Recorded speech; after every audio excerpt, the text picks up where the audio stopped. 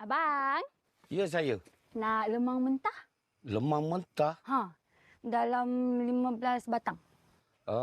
Betul ke ni nak lemang mentah? Betul. Okey. Boleh. Tunggu jap,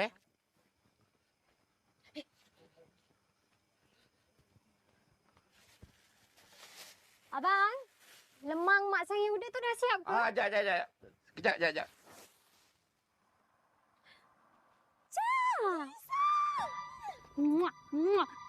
How are you?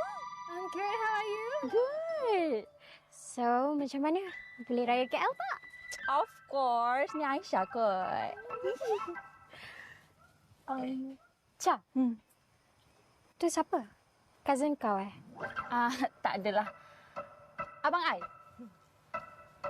Abang? Jap. Setahu aku, kau ni anak tunggal ke? Mak lain. Mak Pakistan dan saya Hindustan. Jadi dapat ni. Samakan. Tapi pelik tu. Jarang orang beli lemang mentah ni. Tak pelik lah. Nah. Kan mentah-mentah dia ni kena ni. Berapa ni bang?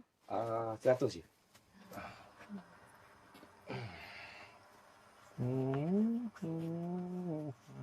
Seratus je? 100 je. Apalah kalau macam tu, mungkin boleh buat sedekah. Buat sedekah sikit. Ni ambil dulu.